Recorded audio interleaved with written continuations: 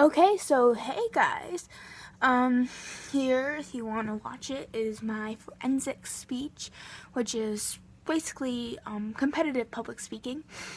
I'm doing mine on puns, which I thought I should share with all of my wonderful subscribers because, puns, joke of the day, hand in hand.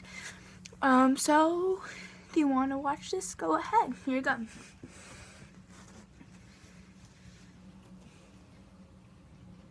Once upon a time, Minnesota gave Mississippi a New Jersey. But what will Delaware? Speaking of clothes, wearing a cardboard belt would be a waste of paper. Sorry, I used to work for a pizzeria, so I doubt you can top these jokes.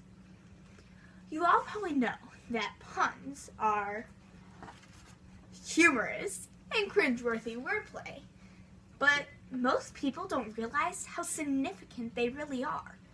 So, that's what we're going to learn today. And hopefully it will be better than learning about the Civil War. Because I, General Lee, don't find that funny. Yes, puns are really cheesy, but I think they're great. And I hope you will too.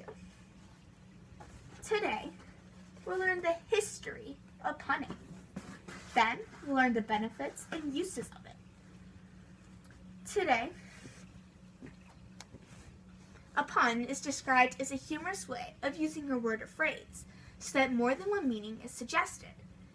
This makes sense because it comes from the Sanskrit word pundit, which means to heap together.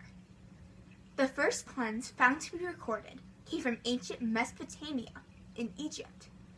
Researcher Scott Nigel deciphered that people utilized puns and used it as a sign of intelligence. Oh, you guys will love this one. How do brave Egyptians write? With hieroglyphics. If you just cringed at that, I'll call you the haters. And if you liked it, I'll call you my friends. And this isn't a new concept. Shapers of our language would join each side. Take, for example, Jonathan Swift, the author of Gulliver's Travels. He joined the friend side. But people like Alexander Pope, a religious poet, joined the haters. In the 1700s, the two sides would go back and forth, sharing their opinions of puns publicly. In this duel, Swift released his modest defense of punning. In my defense of punning, I can say I'm always on time with my puns. I guess you can say I'm punctual. Okay. So basically, throughout time, people would join a side and decide they loved puns or hated them. Who knew that history could be so much pun? Now it's time to see if the benefits are as fantastic as it seems.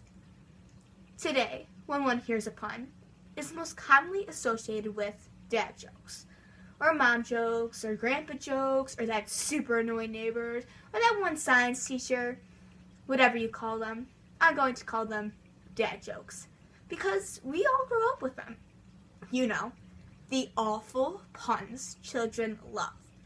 But these puns have significant effects on children. You all probably know Phil Dunphy from the show Modern Family, the master of dad jokes. Like when he said, "What time did the man go to the dentist? Tooth hurty." Again, this sounds like a dad's attempt to be cool. But these puns really help. Take the simple word, pun. I'm really glad I use sign language. It comes in handy. This teaches kids that puns are useful and to use your hands doing it.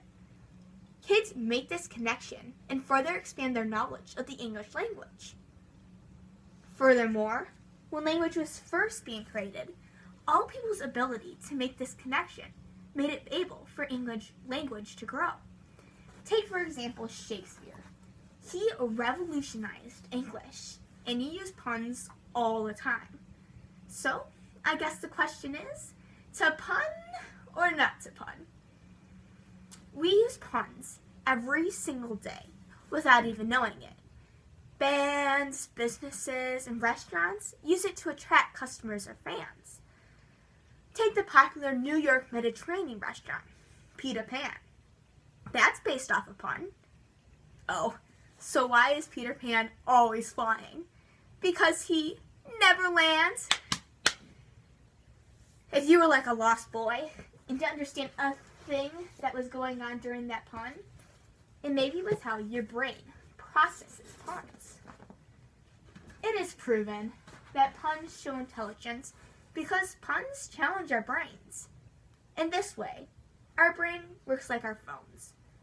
When you text, when you start a sentence, your phone gives you a list of choices of what the next words might be. Puns break this connection and force your brain to take a different neuron path. But everyone processes language in a different way. So it all has to do with understanding and whether you love puns or hate them. But if you're on the brighter side of things, this is probably a lot better. Because according to the Encyclopedia of Creativity, punning is really good because it increases brain activity as exponentially as 200%.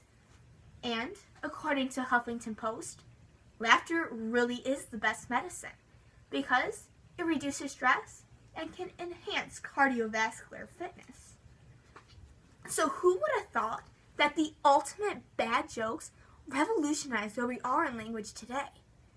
The truth is, whether you love puns or hate them, the fact that you understand them shows you have superior intelligence. Unlike chemistry, where there is sometimes no reaction at all. Before I go, let's refresh on all we learned. We learned the benefits, the history, the uses, and how our mind reacts to puns. Now, before I go, I want to share a poem with you guys. I dig, you dig, he digs, she digs, they dig, we all dig. Now, I know this isn't the best poem, but it was very deep. Thank you. Okay, so that's it. Yeah, hope you enjoyed.